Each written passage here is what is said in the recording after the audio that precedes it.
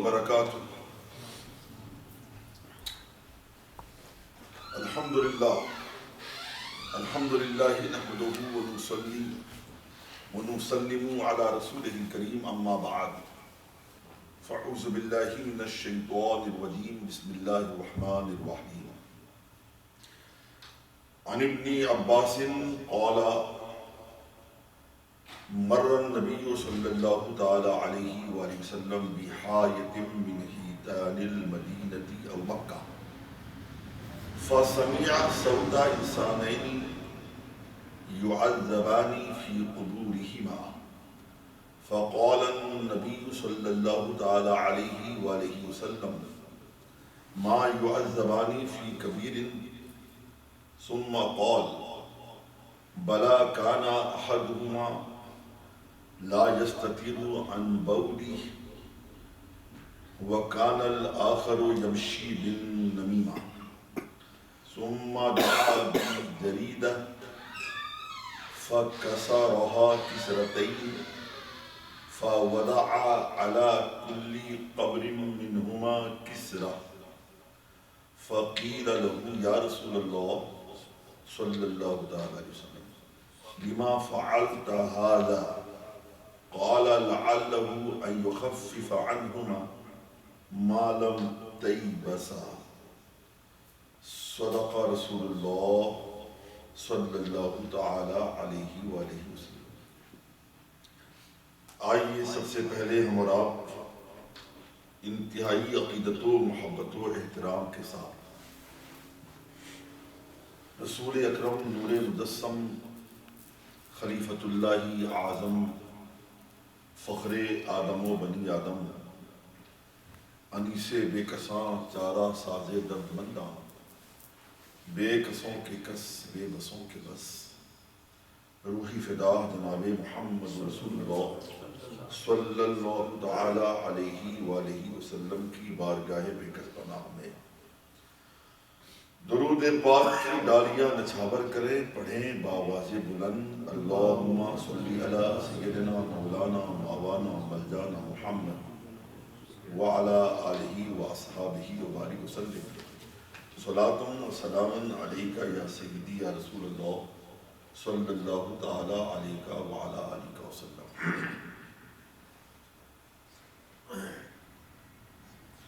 جس حدیث کی تلاوت آپ نے سماعت فرمائی ہے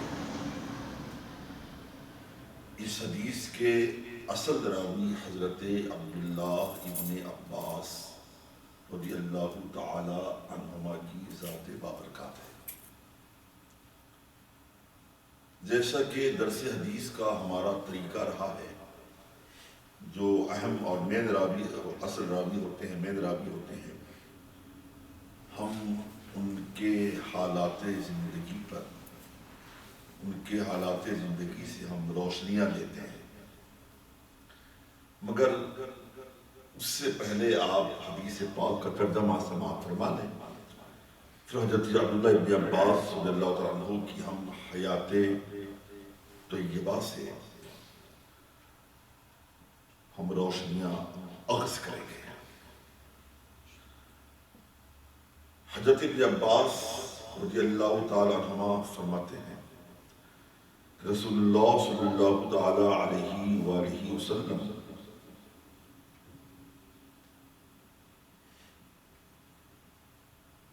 مکۃ المکرمہ یا مدینہ منورہ کے قبرستان میں سے کسی قبرستان سے یا مکۃ المکرمہ یا مدینہ منورہ کے باغوں میں سے کسی باغ کی طرف تشریف لے گئے. خرج رسول اللہ مر النبی صلی اللہ علیہ وسلم بحایۃ من حیطان المدینة ومکہ. حائط عربی میں اسے کئی معنی ہیں. دیوار کو بھی حائط کہتے ہیں اور حیطان حائط کی جمع ہے. حائط کا معنی دیوار بھی ہے باغ بھی ہے قبرستان بھی ہے. یہاں پہ یا تو قبرستان مراد ہے یا پھر باغ. فَسَمِيَ صَوْتَ إِنسَانٍ. سمیع مطلب سننا، سماعت سے ہے. نبی پاک صلی اللہ علیہ وسلم نے سنا. کیا سنا؟ صوت کہتے ہیں آواز کو. صوتا انسانین، دو انسانوں کی آواز سنی. وہ کیسی آواز تھی؟ یعذبانی فی قبورہما، ان دو انسانوں کی آپ نے آواز سنی جن دونوں انسانوں کو ان کی قبروں میں عذاب ہو رہا تھا. بات سمجھ شریف مانی ہے. فقال النبی صلی اللہ تعالی علیہ وسلم، نبی پاک صلی اللہ علیہ وسلم نے ارشاد فرمایا، ما یعذبانی فی کبیر، ان دونوں انسانوں کو قبر میں، ان کی قبر میں کبیرہ گناہ کی بنیاد پہ عذاب نہیں ہو رہا.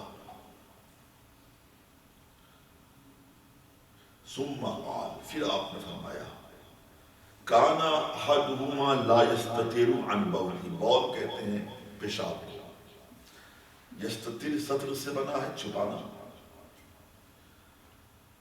اور یہاں جو ہے مانا ہے بچنا. ان میں سے ایک کو عذاب قبر اس لیے ہو رہا ہے کہ ان میں سے ایک پیشاب کی چھینٹ سے، پیشاب کے چھینٹے سے بچتا نہیں تھا.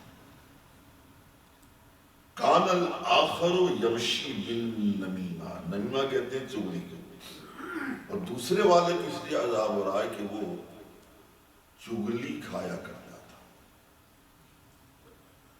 ثم دعا بجریدہ، جریدہ یہاں اس سے مراد ہے شاخ، برانچ. نبی پاک صلی اللہ علیہ وسلم نے ایک شاخ منگوائی، دعا منگوائی، طلب کیا، منگوائی. فَكَسَرَهَا كِسْرَتَيْنِ، کسر کہتے ہیں توڑنے کو. آپ نے اس شاخ کو دو ٹکڑے کر دیے، اس شاخ کے دو ٹکڑے کر دیے، اس شاخ کو دو ٹکڑوں میں منقسم کر دیا. کسرتین یہ تسنیہ کرے گا، دو ٹکڑے. فَوَضَعَ عَلَى كُلِّ قَبْرٍ مُنْهُمَا، پھر آپ نے شاخ کو ہر قبر پر گاڑ دیا، نصب کر دیا. یعنی ایک شاخ کو ایک قبر میں دو ٹکڑے کیے تھے نا سرکار نے، ایک ٹکڑے کو، شاخ کے ایک ٹکڑے کو ایک قبر کے اوپر نصب کر دیا، رکھ دیا، گاڑ دیا. وضع، اور دوسرے، اور شاخ کے دوسرے ٹکڑے کو دوسری قبر کے اوپر نصب کر دیا، گاڑ دیا، رکھ دیا. جب سرکار نے ایسا کیا، فقیل لہ، تو آپ سے عرض کیا گیا، یا رسول اللہ صلی اللہ علیہ وسلم، لما فعلت ھذا، آقا آپ نے ایسا کیوں کیا؟ یعنی اس میں حکمت کون سی پوشیدہ ہے، اس میں مصلحت کیا ہے، اس کا سبب کیا ہے؟ تو میرے آقا نے جواباً ارشاد فرمایا کہ جب تک یہ شاخیں لم تیبسا، سوکھتی نہیں، یعنی ہری بھری رہتی ہیں، جب تک ہری بھری رہے گی، ان دونوں انسانوں کو ان کی قبروں کے عذاب میں کمی ہوتی رہے گی، تخفیف ہوتی رہے گی. یہ پوری حدیث کا آپ نے سلیس اردو میں ترجمہ سماعت فرمایا. اب آئیے حضرت عبداللہ ابن عباس رضی اللہ تعالی عنہما کے سلسلے میں کچھ ہم اہم باتیں آپ کو بتاتے ہیں. یہ حضرت عباس بن عبد المطلب رضی اللہ تعالی عنہما کے شہزادے ہیں. یاد ہے نبی پاک صلی اللہ علیہ وسلم میں کئی چچا تھے، 10 یا 11 چچا تھے میرے خیال سے، 11 یا 12. تو ان میں سے 2 چچا اتنے خوش نصیب تھے، دونوں چچاؤں کو درجہ صحابیت ملا. دونوں چچا صحابیت کے منصب پر فائز ہوئے. حضرت عباس رضی اللہ تعالیٰ عنہ اور حضرت امیر حمزہ رضی اللہ تعالیٰ عنہ. حضرت عبداللہ یہ حضرت عباس رضی اللہ تعالیٰ عنہ کے شہزادے ہیں. آپ کی ولادت بھی ایسی جگہ ہوئی ہے، اس تاریخ کو پڑھنے کے بعد کلیجہ منہ کو آتا ہے، جگر پاش پاش ہو جاتا ہے. آپ نے تاریخ سنی ہوگی، نبی پاک صلی اللہ علیہ وسلم نے نبوت کا اعلان فرمایا، دعوت حق دی، اعلائے کلمت الحق کیا. کفار مکہ نے، آپ کو معلوم ہے، اہل قریش نے آپ کو جناب ابو طالب کی گھاٹی کے اندر نبی پاک صلی اللہ علیہ وسلم کو ان کے خاندان سمیت مقید کر دیا. اسے بولتے ہیں شعب ابو طالب. شعب کہتے ہیں گھاٹی کو. راشن پانی سب بند کر دیا، جس کو کہتے ہیں بائیکاٹ کر دیا. کہا کہ کوئی نہ ان سے ملے، نہ کوئی کھانا پہنچائے، نہ پانی پہنچائے. سوکھی پتیاں کھا کر نبی پاک صلی اللہ علیہ وسلم اور ان کے خاندان کے افراد وقت گزارا کرتے تھے. اور یہ صرف چند ماہ چند دن کی بات نہیں تھی، 3 سال تک.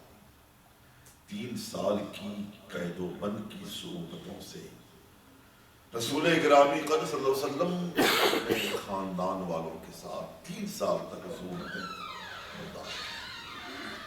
اور وہ بائیکاٹ والا جو ان کا لکھا ہوا ایگریمنٹ تھا، معاہدہ جو بھی کہہ لے آپس میں کیا تھا ان لوگوں نے، اس کو خانہ کعبہ میں لٹکا دیا تھا کہ جو بھی کعبہ آئے اسے یاد رہے کہ بھئی ہم نے بائیکاٹ کیا ہے، جو ان سے ملے گا تو یہ سزا ملے گی، جو کھانا پہنچائے سزا وغیرہ وغیرہ. 3 سال تک وہ لٹکا رہا، اور 3 سال تک ان لوگوں نے سب کچھ بند کر دیا. 3 سال کے بعد میرے آقا صلی اللہ علیہ وسلم نے جناب ابو طالب سے فرمایا، چچا جان اب یہ بائیکاٹ ختم ہونا چاہیے، اس لیے کہ جو انہوں نے لکھ کے لٹکایا تھا اس کو دیمکوں نے چاٹ کے کھا لیا ہے، صرف اللہ کا نام بچا ہے. دیمکوں نے ساری تحریر کو چاٹ کے کھا لیا بجز اللہ کے نام کے. تو ابو طالب نے جب یہ بات پہنچائی تو انہوں نے کہا کہ ایسا ہو ہی نہیں سکتا، کہ جاؤ چل کے دیکھو تو صحیح. جب دیکھا کفار مکہ نے واقعی جو میرے نبی نے فرمایا تھا کہ مکمل تحریر ختم ہو چکی تھی، دیمکوں نے چاٹ کے کھا لیا تحریر کو، مگر جہاں اللہ کا نام لکھا تھا وہ اللہ کا نام بدستور باقی تھا. اسی شعب ابو طالب پر حضرت عبداللہ ابن عباس رضی اللہ تعالیٰ عنہما کی ولادت باسعادت ہوئی. بات سمجھ نہیں پا رہی ہے.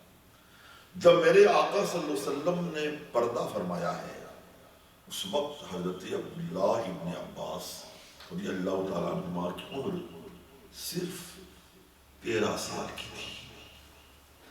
لیکن آپ کو حیرت نہیں بلکہ خوش ہونا چاہیے کہ یہ سرکار کے ایسے صحابی ہیں، ایسے چچازاد ہیں کہ آپ سے کثرت سے حدیثیں مروی ہیں، اور آپ کا لقب ہے رئیس المفسرین.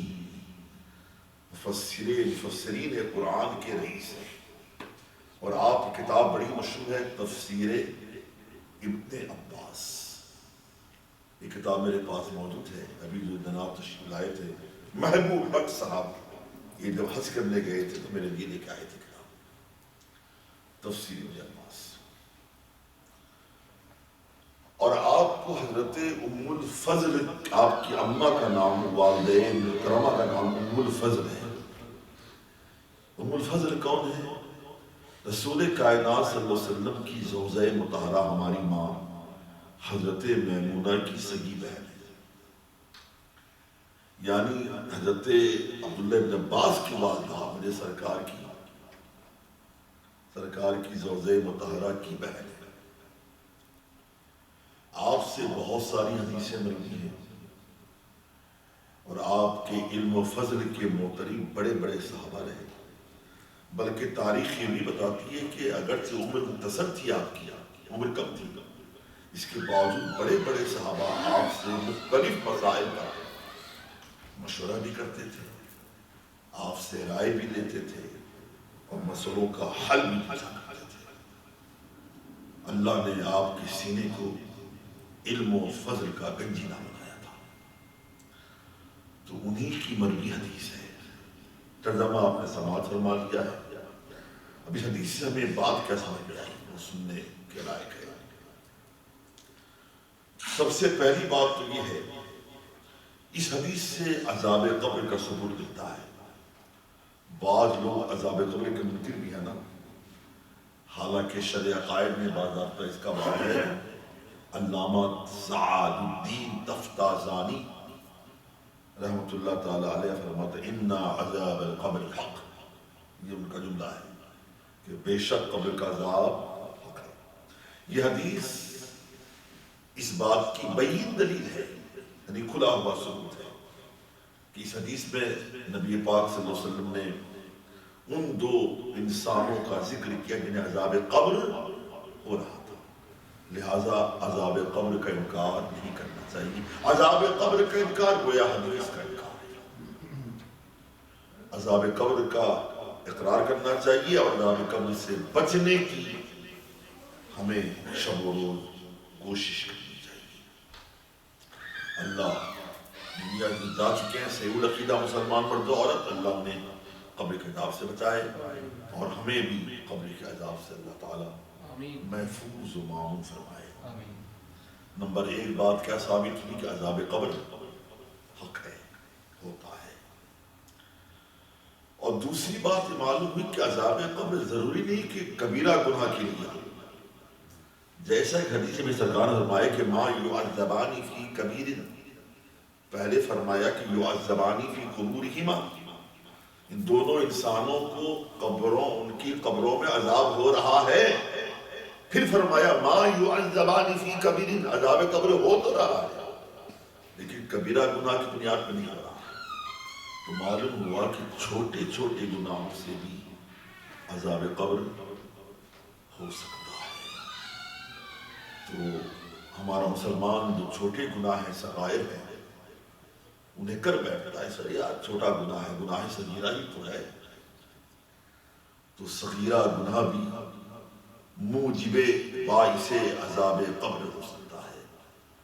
لہذا جہاں ہمیں گناہ کبیرہ سے بچنا ہے وہی گناہ صغیرہ سے بھی ہمیں یہ احتراز کرنا ہے، بچنا ہے، محفوظ رہنا ہے.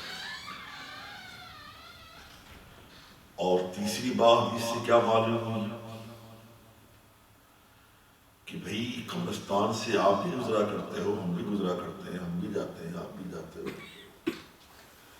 کوئی ایسا بنتا ہے جو کہہ سکے قبر والے کو کیا ہو رہا ہے، قبر میں کیا ہو رہا ہے، قبر والے پر کیا بیت رہی ہے، جو کہہ سکتا ہے؟ تو زمین کے نیچے کی بات ہے، عالم برزخ کی بات ہے. قربان جائیے ہمارے آقا صلی اللہ علیہ وسلم پر کہ میرے نبی پاک صلی اللہ علیہ وسلم نے زمین کے نیچے من و من مٹی کے نیچے بندہ دفن ہے اور سرکار نے دیکھ بھی لیا اور جان بھی لیا اور عذاب قبر کو آپ نے اس کی آواز بھی سن لی.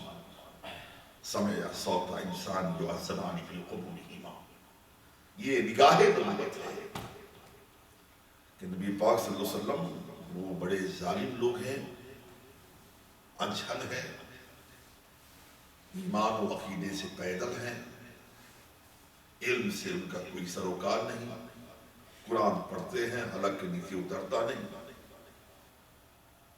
بڑے بڑے ملا بنے بیٹھے ہیں، بکواس کرتے ہیں، معاذ اللہ ثم معاذ اللہ.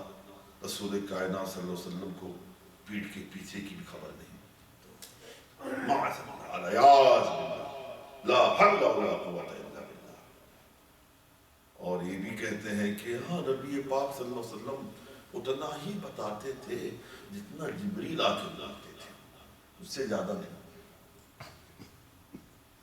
تو ان لوگوں سے سوال کرو جتنا جبریل بتاتے تھے اتنا ہی بتاتے تھے، تو پھر یہ اس حدیث کے بارے میں کیا کہو گے؟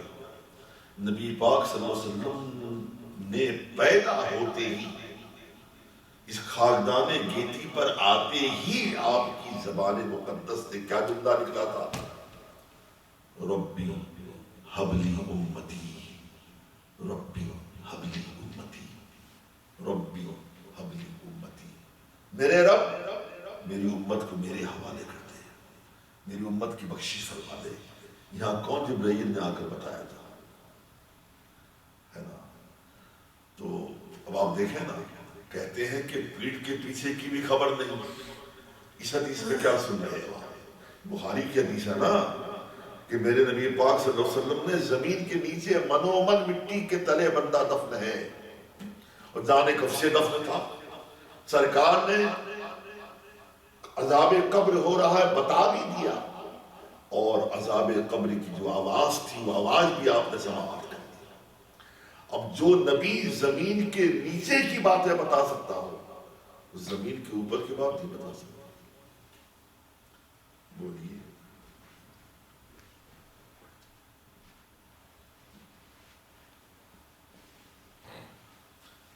اور پھر یہ ہے کہ بھلا ہم جس نبی پر ایمان رکھتے ہیں وہ نبی ایسا نبی ہے، میں نے بارہ عرض کیا ہے آپ کے سامنے قرآن پاک کی روشنی میں، آپ قرآن پاک کی تلاوت کریں آپ کو ساری باتیں معلوم ہو جائیں گی بڑے واضح انداز میں، بشرطے کہ آپ کنز الایمان پڑھیں، ترجمہ قرآن جو صحیح ہے، مستند معتبر ہے، وہ اعلیٰ حضرت امام احمد رضا خان رضی اللہ تعالی عنہ کا ترجمہ قرآن جو کنز الایمان کے نام سے متعارف ہے۔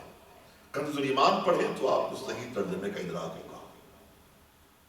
قرآن مقدس میں رب کائنات نے بارہا متعدد مقامات پہ یوں اپنے محبوب علیہ السلام سے خطاب فرماتے ہوئے رب کائنات نے فرمایا، کیا فرمایا؟ الم تر کیف فعل ربک بعاد، الم تر کیف فعل ربک بثمود، الم تر کیف فعل ربک باصحاب الفیل۔ اے محبوب آپ نے نہیں دیکھا آپ کے رب نے قوم عاد کے ساتھ کیا کیا؟ یہ قوم عاد کب کی ہے؟ حضرت ہود علیہ السلام کی قوم کو قوم عاد کہتے ہیں۔ قوم سمود کب کی ہے؟ حضرت صالح علیہ السلام کی قوم کو قوم سمود کہتے ہیں۔ نبی پاک صلی اللہ علیہ وسلم کی دنیا میں آنے کے ہزاروں سال پہلے یہ انبیاء کرام تشریف لائے، اور میرا خدا فرماتا ہے میرے محبوب کہ آپ نے نہیں دیکھا آپ کے رب نے قوم عاد کے ساتھ قوم سمود کے ساتھ کیا کیا؟ کہ جس زمانے میں قوم عاد کے ساتھ قوم عاد پر قوم سمود پر رب کا عذاب آیا، کیا میرے نبی وہاں موجود تھے؟ جب سرکار کی اولاد باسعادت نہیں ہوئی تھی تو کہاں موجود تھے؟ مگر خدا کا یہ فرمانا رب قدیر کا، اے محبوب کیا آپ نے نہیں دیکھا؟ مطلب آپ نے دیکھا، اسے استفہام انکاری کہتے ہیں، ہاں دیکھا آپ نے۔ اور پھر اصحاب فیل کا واقعہ سورہ فیل میں آپ پڑھتے ہو، الم تر کیف فعل ربک باصحاب الفیل۔ اے میرے محبوب کیا آپ نے نہیں ملاحظہ فرمایا، کیا آپ نے نہیں دیکھا آپ کے رب نے ہاتھی والوں کے ساتھ کیا کیا؟ اور یہ تاریخ تو آپ کو معلوم ہوگی نا کہ اصحاب فیل کے واقعے کے 55 دنوں کے بعد میرے آقا کی ولادت باسعادت ہوئی ہے۔ اب وہ عرض کرنا یہ ہے نبی پاک کی ابھی ولادت بھی نہیں ہوئی ہے، اور میرا خدا فرماتا ہے میرے مصطفیٰ آپ نے دیکھا آپ کے رب نے ہاتھی والوں کے ساتھ کیا کیا، قوم عاد کے ساتھ کیا کیا، قوم سمود کے ساتھ کیا کیا؟ تو محترم معلوم یہ ہوا کہ جو نبی دنیا میں آنے سے پہلے کائنات کے واقعات کو ملاحظہ کرتا ہو وہی نبی آج گنبد خضرا میں آرام کرتے تھی۔ پوری کائنات کا مشاہدہ کر رہا ہے، پوری کائنات کو میں نبی دیکھ رہے ہیں۔ ہم غلاموں کی کے حالات سے بھی باخبر ہے، اور بڑھ کے بولنے دو ہمارے دلوں کی دھڑکن سے بھی واقف ہے نا؟ تو جو نبی دنیا میں آنے سے پہلے سارے واقعات کو ملاحظہ کر رہا ہو، اب جو نبی زمین کے نیچے دیکھ بھی رہا ہو اور عذاب قبر کی آواز بھی سن رہا ہو، وہ نبی کتنا بڑا عالم غیب ہوگا ہے۔ اور پھر تو منڈے کو تو پیر شریف کے دن سرکار نبی پاک صلی اللہ علیہ وسلم کی معراج پاک کی رات بھی ہے۔ آپ انشاءاللہ تقریر سماعت فرمائیں گے۔ تو میں صرف علم غیب کی بات آئی ہے تو اکثر میں بولا کرتا ہوں، آپ بھی ذہن پہ اس بات کو محفوظ کر لیں، دل کے نہا خانے میں میری یہ بات آپ منقش کر لیں کہ میں اکثر بولتا ہوں کہ بھئی یہ بتاؤ کہ سب سے بڑا غیب کیا چیز ہے؟ سب سے بڑا غیب کیا ہے؟ غیب کسے کہتے ہیں؟ ما غاب عن الحاسہ، جو حواس خمسہ سے غائب ہو اسے غیب کہتے ہیں۔ تو سب سے بڑا غیب کیا ہے؟ یقیناً خدا کی ذات سب سے بڑا غیب ہے۔ خدا کی ذات سب سے بڑا غیب ہے نا، تبھی تو کسی نے نہیں دیکھا رب کائنات کو۔ ہاں جناب کریم علیہ السلام نے تمنا بڑی کی تھی، خواہشوں کا اظہار کیا تھا۔ انجمن آرزو سجائے ہوئی اللہ کی بارگاہ میں پہنچے تھے، آپ ویٹور پہنچے تھے اللہ کی بارگاہ میں، عرض کی مولا تعالیٰ میری تمنا کو بقعہ نور بنا دے، میں تیرا دیدار کرنا چاہتا ہوں۔ سب جانتے ہیں رب نے فرمایا تھا ربی لن ترانی، آپ نے عرض کی ربی ارینی، رب کائنات میرے پروردگار مجھے تیرا دیدار کرا دے، کہا لن ترانی۔ یہ لن بھی سمجھنے کی ضرورت ہے، لن نفی تاکید کے لیے آتا ہے، تم مجھے ہرگز نہیں دیکھ پاؤ گے، ہے نا؟ تو خدا کی ذات سب سے بڑا غیب ہے، اور سب سے بڑے غیب ذات خداوندی کو ماتھے کی آنکھوں سے بیداری کی حالت میں اس غرور کے ساتھ کس ذات نے دیکھا؟ وہ ذات محمد مصطفیٰ صلی اللہ علیہ وسلم کی ہے۔ جب نبی پاک صلی اللہ علیہ وسلم نے سب سے بڑے غیب ذات خداوندی کو ماتھے کی آنکھوں سے دیکھ لیا، اب اس نگاہ نبوت سے کون سا غیب چھپ سکتا ہے؟ اسی بات کو میرے اعلیٰ حضرت نے بڑے پیارے انداز سے بیان فرمایا شعر میں، نعتیہ کلام میں، یا رسول اللہ اور کوئی غیب کیا تم سے نہاں ہو بھلا۔ کیا انداز ہے قرآن، جائیے کلام الامام میں امام الکلام پیش کر رہا ہوں۔ اور کوئی غیب کیا تم سے نہاں ہو بھلا، یا رسول اللہ اور کوئی غیب کیا، نہاں مانے چھپا ہوا، یا رسول اللہ اور کوئی غیب کیا تم سے نہاں ہو بھلا، جب نہ خدا ہی چھپا تم پہ کروڑوں درود۔ اس نبی کی نگاہوں سے خدا نہ چھپا ہو، خدائی کیسے چھپ سکتی ہے؟ لہذا ہمارا عقیدہ ہونا چاہیے۔ اور پھر یہ کہ قرآن نے یہ بھی کہا، 30ویں پارے کی 30ویں پارے کی آیت ہے، بسم اللہ الرحمن الرحیم، وما هو علی الغیب بضنین، کہ رسول پاک صلی اللہ علیہ وسلم غیب کی بات بتانے میں بخیل نہیں ہے۔ ضنین کہتے ہیں بخیل کو، یہ بخیل نہیں ہے۔ کیا مطلب؟ اگر میں بولوں کہ صاحب فلاں بندہ بخیل نہیں، اس کا مطلب کیا ہے؟ اس کے پاس مال نہیں ہے۔ پھر مال نہ ہوتا تو پھر وہ سخاوت کیسے کرتا؟ مال ہو تب نہ سخاوت کرے گا۔ تو قرآن کا یہ کہنا کہ یہ وہ نبی ہے جو غیب کی باتیں بتانے بخیل نہیں، کیا مطلب؟ یہ عالم غیب ہے، غیب کی باتیں خوب بتاتے ہیں، خوب سخاوت کے ساتھ، خوب وافر انداز میں، خوب غیب کی باتیں بتاتے ہیں، کثرت سے غیب کی باتیں بتاتے ہیں، تبھی تو بخیل نہیں ہے۔ یعنی غیب کی بات بتانے میں سخی ہے رسول پاک صلی اللہ علیہ وسلم۔ اور ایک قرآن کی آیت جو بھی سن لیں، بڑی یہ بات ذہن نشی رکھے اور بہت کام کی بات ہے۔ ایک اور آیت قرآنیہ ہے، بسم اللہ الرحمن الرحیم، وَعَلَّمَكَ مَا لَمْ تَكُنْ تَعْلَمُ۔ ترجمہ کیا ہے اس کا؟ وَعَلَّمَكَ، علم تعلیم سے بنا ہے، باب تفصیل سے ہے، وَعَلَّمَكَ مَا لَمْ تَكُنْ تَعْلَمُ، یعنی اے محبوب آپ کو رب نے وہ سب کچھ سکھا دیا جو کچھ آپ نہیں جانتے تھے۔ اللہ نے آپ کو وہ سب کچھ سکھا دیا، سب کچھ بتا دیا جو آپ نہیں جانتے۔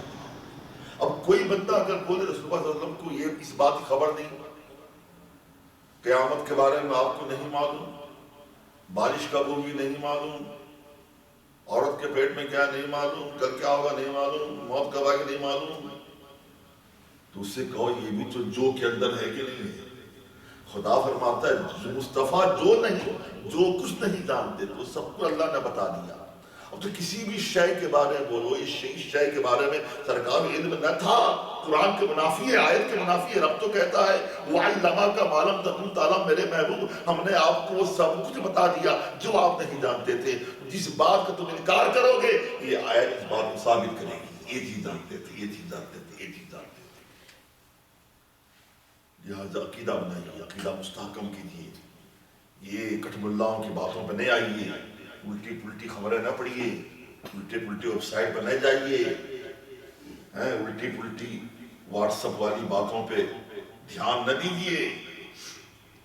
صحیح العقیدہ علماء کی جو باتیں ہوں اس پہ عمل کیجیے۔ نبی پاک صلی اللہ علیہ وسلم بلا شبہ عالم غیب ہے، تو سرکار نے سب یہ نہیں بتایا کہ عذاب قبر ہو رہا ہے، اس کی وجہ بھی بتا دی کیوں ہو رہا ہے۔ ایک اس لیے ہو رہا ہے وہ پیشاب کی چھینٹے سے بچتا نہیں تھا، بڑی اہم بات ہے۔ بالخصوص امریکہ کے اندر آج کے دور میں اپنے ملکوں میں ہو گیا ایسا کہ بھی وہ اس قسم کے باتھ روم بنے ہوئے ہیں، ٹوائلٹ بنے ہوئے ہیں، صاحب بڑی احتیاط کی ضرورت ہے۔ اگر پیشاب کی چھینٹے گرے اور ہم اس پہ احتیاط نہ کریں، پرہیز نہ کریں تو یہ باعث عذاب قبر ہو سکتا ہے۔ جیسا حدیث بتاتی ہے اس بندے کو عذاب قبر کیوں ہو رہا تھا، ایک والے کو، دونوں میں سے ایک کو کیوں، وہ پیشاب کی چھینٹے سے بچتا نہیں، اور دوسرے کو کیوں ہوتا تھا، یمشی بن نمیمہ، وہ چغلی کھایا کرتا تھا۔ اور آج تو چغلی کھانے بڑا مزہ آتا ہے صاحب، دو بیٹھ گئے شروع ہو گئے ایسا فلاں ایسا ہے، فلاں ایسا ہے، فلاں ایسا ہے۔ لہٰذا چغلی سے بھی بچنا چاہیے اور پیشاب کے چھینٹے سے، ٹھیک ہے جی۔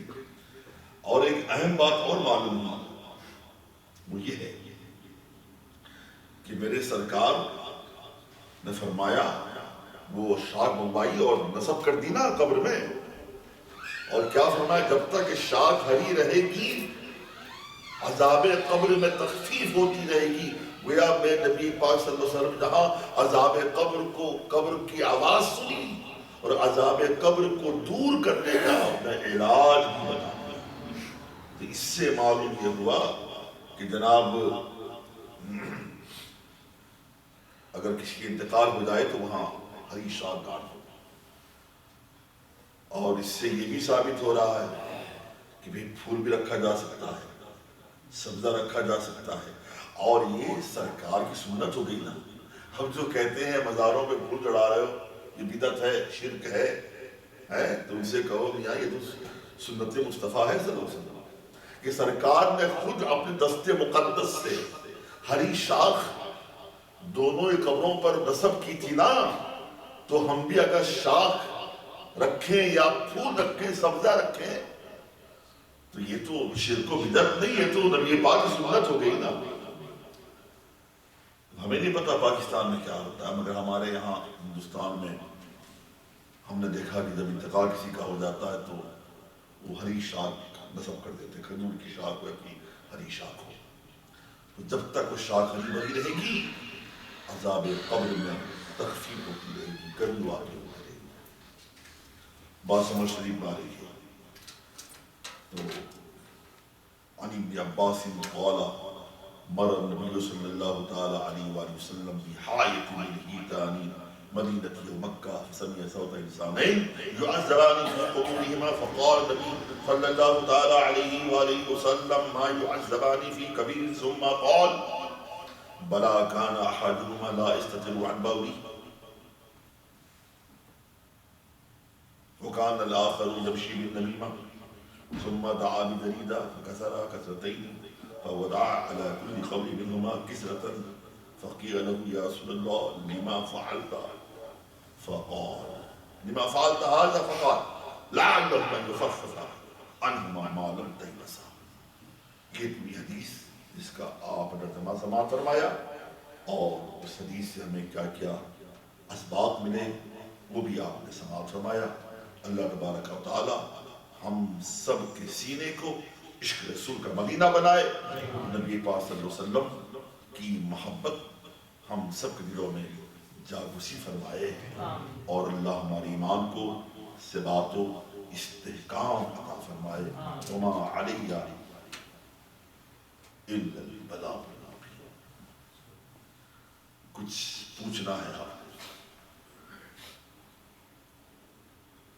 کوئی بھی سوال ذہن پہ ہو کوشش کی جائے گی. کہ کچھ لوگ جو ہے وہ قبر پر وہ بتی جو ہے وہ جلا دیتے ہیں، وہ تو آگ ہے، آگ وہ تو آگ ہے، آگ.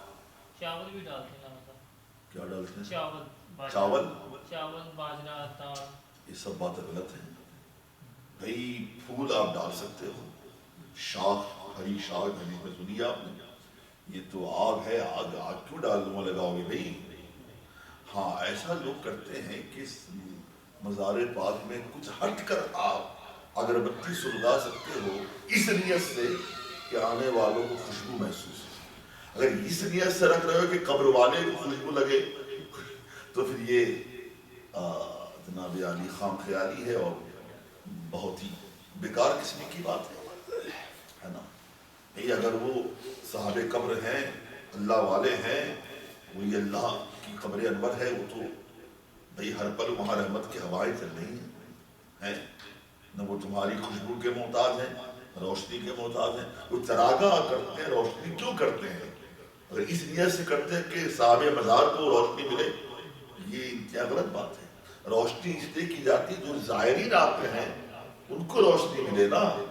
خوشبو اس لیے کرتے ہیں زائرین کو خوشبو لگے، خوشبو محسوس ہو، نہ کہ اہل مزار. یہ ساری چیزیں غلط ہیں، نہیں ہونا چاہیے. جی جناب تحفظ نہیں ہے؟ تحفظ نہیں. اچھا جی. حضرت ہم قبر پہ روز واٹر ڈال سکتے ہیں؟ کیا چیز؟ روز واٹر، گلاب کا پانی. گلاب کا عرق جو ہوتا ہے، جی گلاب کا عرق پوچھ ہیں. گلاب کا عرق روز واٹر قبر کے اوپر آپ کاہے کو ڈالو گے؟ ڈالنے کی کیا ضرورت ہے؟ آپ گلاب کا پھول رکھو نا، اس پھول جب تک تر رہے گا تو وہ فائدہ پہنچے گا. ریگولر پانی ڈال سکتے ہے ہیں؟ ریگولر پانی. قبر کچی ہے کہ پکی ہے؟ کچی. تو اگر اس سے قبر کو سنوارنا ہو، استوار کرنا ہو تو یہ مذائقہ نہیں ہے نا. تو اس نیت سے ڈالو کہ بھئی پانی ان کو ملے گا یا وہ عرق جو ہے گلاب کا عرق جو ہے ان کو ملے گا، یہ نہیں. بلکہ یہ ہے کہ بھئی قبر استوار کرنا ہے، پانی ڈال سکتے ہو آپ ہموار کرنے کے لیے. یا یہ ہے کہ عرق ڈالا آپ نے اس نیت سے کہ جو لوگ آئیں خوشبو محسوس ہوگی. کوئی مذائقہ نہیں اس میں. بہت سے لوگ قبرستان میں پانی دیتے ہیں تو وہ اس لیے دیتے ہیں تاکہ قبر جو ہے تر رہے اور صحیح رہے نا. ایک رواج بنا ہوا ہے. ہاں استوار کرتے ہیں. لیکن حضرت جو یہاں پہ جس حساب سے قبرستان بنے ہوئے ہیں، وہاں تو ہمارا تو نہیں یہاں پہ تو مطلب یہاں تو کچھ ہے ہی نہیں، سب تو نیچے کر دیا تھا، وہ ایک جگہ پلیٹ کر دیا سب.